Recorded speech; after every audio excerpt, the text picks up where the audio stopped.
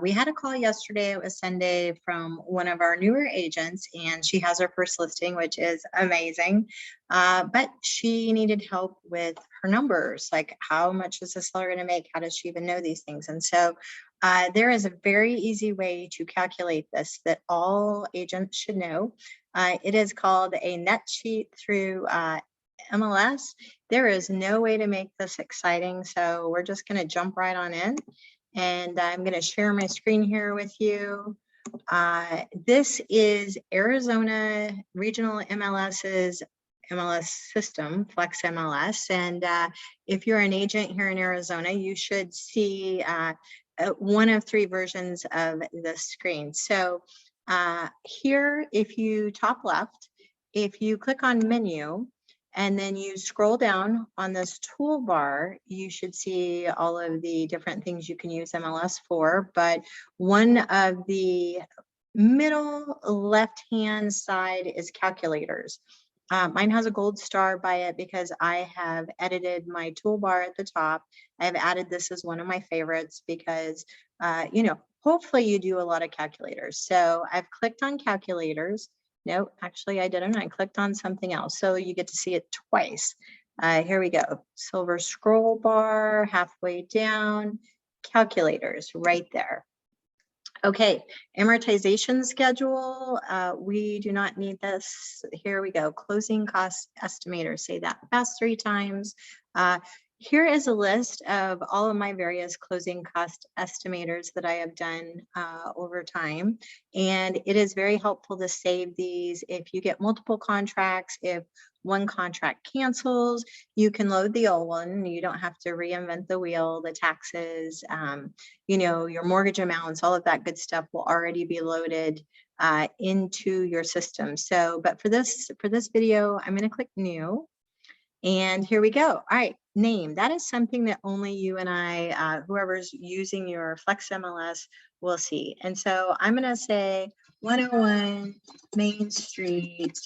And this, I've got 5 offers on this listing. So this is going to be a buyer, oh, if I can spell correctly, buyer Bob. And I'm going to scroll down. So right under the name, you have 2 boxes checked, or at least this is what my default is. I always unclick buyer summary.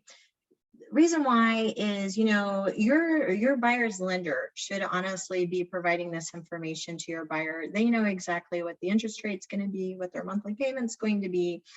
You represent the seller. You should provide the seller with the information of how much money are they going to make when you so professionally sell their home. So I've bounced over here to the right under seller. Now this is going to print on your report. So you want this to be professional with no typos. So we're going to say Susie seller, type spelled correctly. And then I'm going to bounce back to the left, property address. I'm going to put 101 West Main Street, use the actual proper address instead of just the shorthand that I've used at the top. Next, we're going to look at the contract that you've received.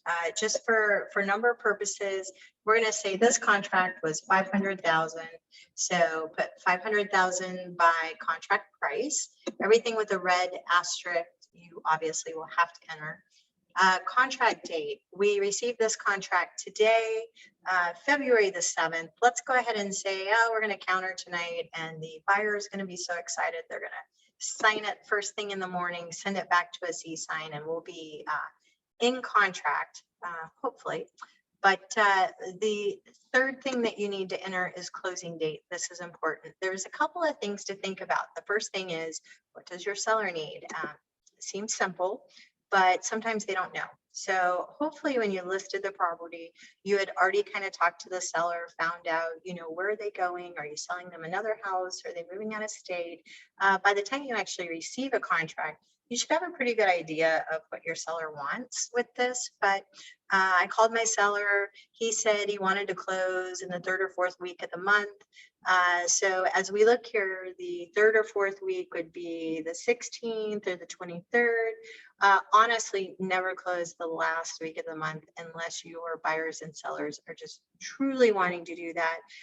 Mondays and Fridays are bad as well. Fridays, people go to the lake, they take days off, they go on vacation. Mondays, if they've had a long weekend, maybe they don't feel so good, cough, cough, so let's choose the 22nd. It's a Tuesday, not a Friday, not a Monday, not the last day of the week. So we're good there. Property taxes. Now, we've already probably, hopefully, been to Monsoon, which is our tax platform within the FlexMLS system. And we know that the taxes for 2021 for this particular property are $2,000. So we've already looked at that. If you have not, top right hand corner, click save, then click on Monsoon. It's going to bounce you out of your calculator, run, see what your taxes are, and your HOA pop back in. Okay. Homeowners hazard insurance, let's just skip down to that. Special assessment, special tax district.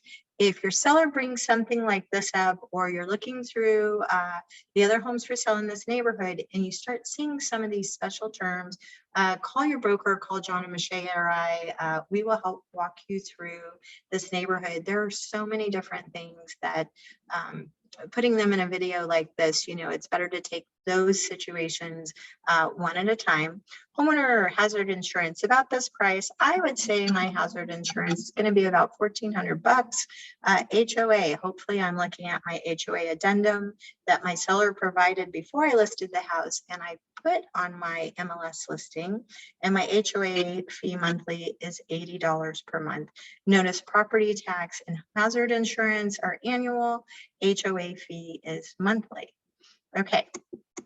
Next section, super important, seller's loan information. Why is this important? Well, if you do not know how much the seller owes, then you don't know how much money they're going to actually get. So you can look in Monsoon. It will tell you at least the first loan that the seller did obtain when they purchased the home. Let's just say they told me that they owe $300,000 and their interest rate, they got their loan in 2015, rates then were about 4%. So I'm going to put 4%. That's what my seller kind of thinks. So this, if we're going off of numbers that we kind of think are right, then this form is only as accurate as the numbers we put in, but it's better to show a representation of what the fees are going to be than the seller being shell-shocked at close of escrow. So loan 2, now some sellers do borrow money against their home. They take cash out. Sometimes it's a second, a HELOC, line of credit. Those are both tied to the home when they sell. These do have to be paid off. And I mean, if the seller bought a BMW for $60,000, took the money, secured it with their home in the form of a HELOC or a cash out, they will have to pay that back. And so this information is important. Make sure you just ask your seller, a couple of different ways if they seem like they're not sure whether they have multiple loans against the home or not. Okay, we can scroll down. Loans 1, 2, or 3. If the seller has more than 3 loans, call John, Michelle, or I. We will help you with that. Now, summary of seller's transactions. So this top section is the seller section. Most of this we've already filled out, unless something special is happening. Prepayment penalties, which you won't know that, only the seller knows whether they have those things. If the seller paid their taxes in advance, you can add that, but honestly, I hardly ever use any of these lines. So scroll down to where you see, and county taxes, they prorated it. So here's the way you explain county taxes. We live in our houses first. We live in our houses for 6 months.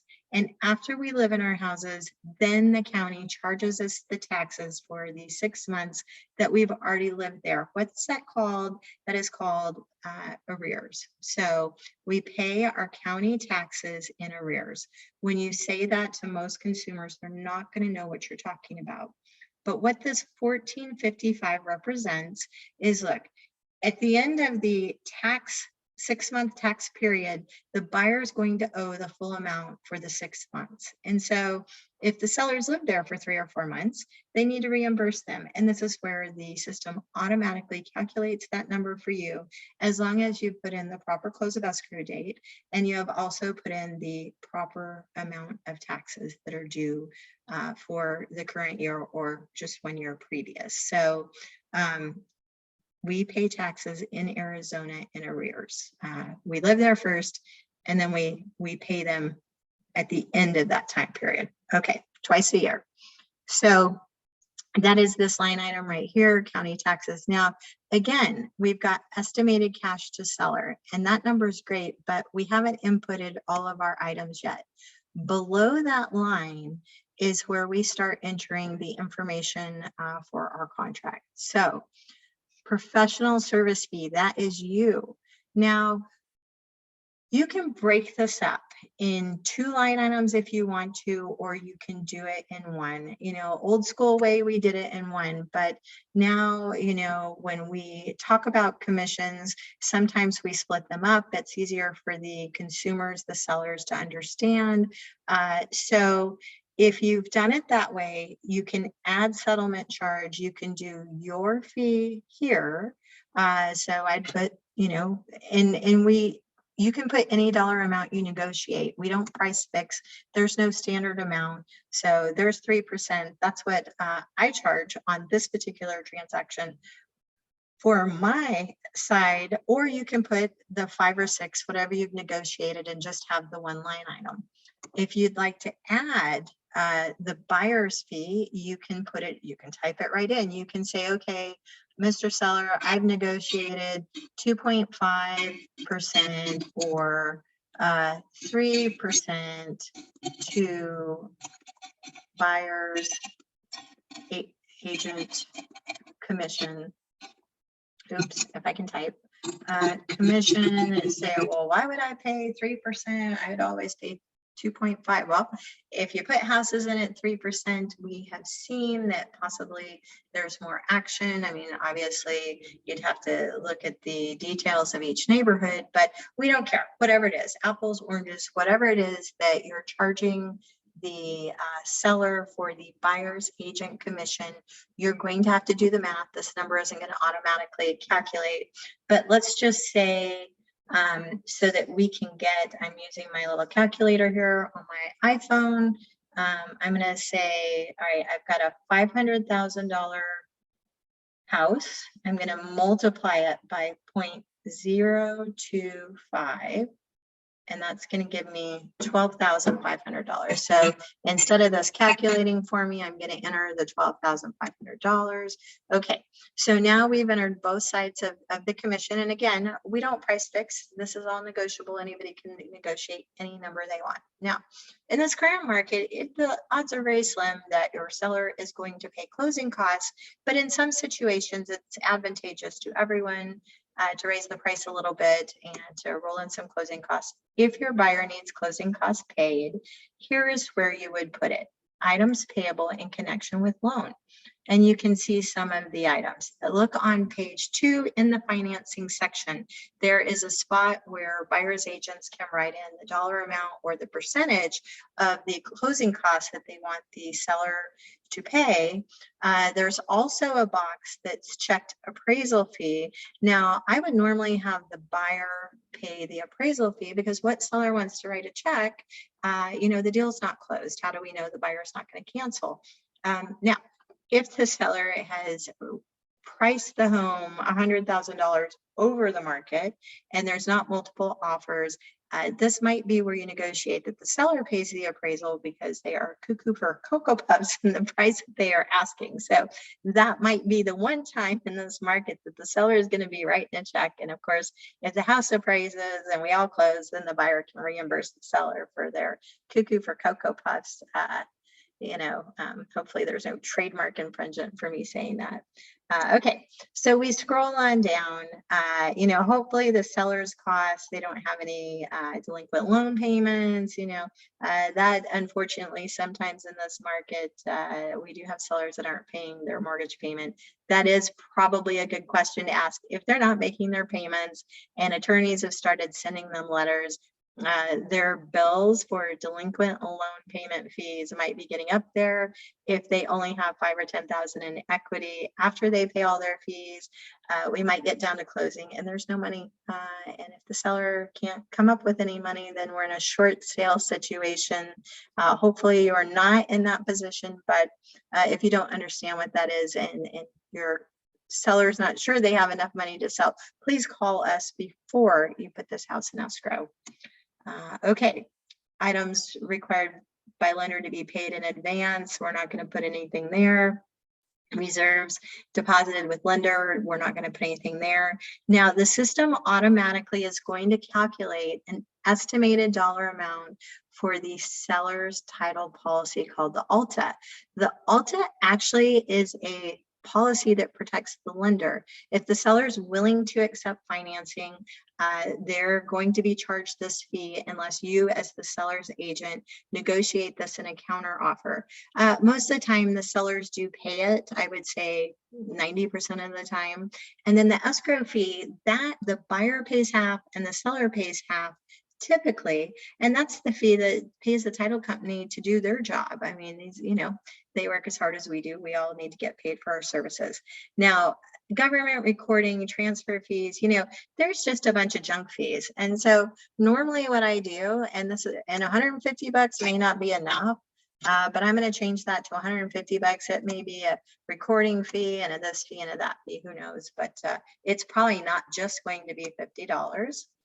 And then as we scroll down, okay, if this is a FHA or VA loan, now the lenders always used to want clear termites. It's not always the case anymore, but if there are termites on the termite inspection, FHA, VA loans, you might try to negotiate that with the seller if you represent the buyer during the 10-day inspection period on the Benzer.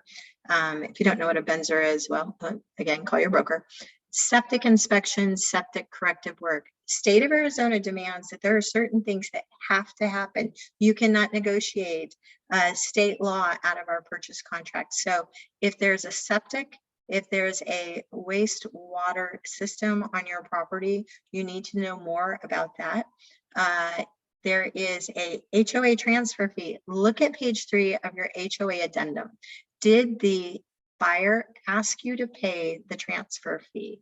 $400 per state law as of today, that could change, is what the state has said HOAs can charge for this transfer fee. So if the buyer has demanded that the seller pay it, you can counter that out, or you can put it here on your sheet and ask the seller if they're willing to pay it. If the buyer has asked for a home warranty, here's the home warranty spot. Let's just say they asked for a $695 home warranty. And then the other thing, if there's an HOA, which in this case there is, state law says that the seller will pay the disclosure from the HOA. So seller disclosure, HOA fee, let's just say it's $400. I am not aware whether that's capped or not, but you can certainly go in and call, you can call the HOA and ask, what are these fees? So we've got the any of our fees put in here that we've asked. Let's take one more look through the contract, make sure we got all of the financing. Let's make sure we looked at the HOA addendum. Let's make sure we looked at the home warranty. If we've done all of that, let's go up to the top. I don't make anybody see sick, but that's the quickest way to do it. I'm going to move my face over to the center of the screen, and then I'm going to click save. Save is top right. Do this first. Click save. It's just going to say please saving wait. The second thing you want to do is underneath save, print condensed version. Look, you do you. I like the print condensed version. The sellers seem to understand, the people that aren't mathematicians understand the print conditions versions a little bit easier, condensed, excuse me. You can look at print the full version. If this is your first go around, print them both, see which one you like. For this walkthrough, I'm gonna go ahead, I just clicked print. I'm gonna hit open. And I didn't save it, I just opened it. So this is the actual document. Let me get my face moved back over. This is the actual document we just presented. And so as you can see, the name that we name this file doesn't show up, but the seller's name is there, the property address is there, all of the contract information that you've entered. If you need a moment to look at this, just pause the video, take a look. Seller's loan information is here to the left. And then here's what we have. Now, some sellers understand this. They're used to looking at numbers all day long. Other sellers, they look at you like we're speaking a different language to them. And so for those particular people, one of the things I like to do is take a pen, and I'm going to use our virtual pen here. I'm going to click a color that's easy to see. There we go. And I'm going to come down here. And this will help you as well. I'm going to circle this $31,000 because what this is all of our fees. This is my fee. It's the other agent's fee. It's our escrow fee, our Alta policy, our junk fees, our home warranty, our disclosure fee for the HOA. And if you draw a little pencil line, you're going to show your sellers that it's right there. That's the best I can do using my mouse. You get the picture. And this helps the sellers understand, okay, this is what it is. So buyer's offering $500,000, escrow, title, all of the fees are total of $31,000. Your loan, Mr. Seller, Mrs. Seller, $300,000. You're going to pay a little interest in the month that we close. You're going to pay your share of the taxes while you lived in the home. Your estimated cash to the seller, $166,532. Now, that is an estimate. That we are not, a couple thousand up, couple thousand down. And if the seller is going to say, well, why? Well, we don't know your exact loan payoff. We don't know the exact number that the title company is going to charge. This is a good faith estimate. And it is a pretty good faith estimate, but it's not perfect. Now, once your seller fully understands this, and I go through this before I even show them the contract. If they don't understand this, then why should they be initial signing? I don't know. To me, the numbers are pretty important. It's what, at the end of the day, it's what they're going to remember. Hopefully they're going to remember how wonderful you are and how honest and how you helped protect them, but they're going to remember the amount of money they walked away from. And then I also draw a little line here at the bottom and I have them initial this. I bring 2 copies. Have them initial both copies and take one, send it to us when you turn in your contract within 5 days of the seller and buyer executing this. So your broker's happy with you. We will keep this in our files for 5 years so that if anybody ever has any questions, we have it for you, if the dog ate your homework or whatever has happened with your files. So in a nutshell, there we go. That is the net sheet. They're provided for you in MLS. It is super easy to use. I hope this video helps. If you have more questions, please call John and Michelle and I. We would be happy to help you. Go sell something crazy expensive, having lots of fun doing it. I wish you all the nice clients in the world because, our clients are all wonderful. All right. Talk to me soon. Bye-bye.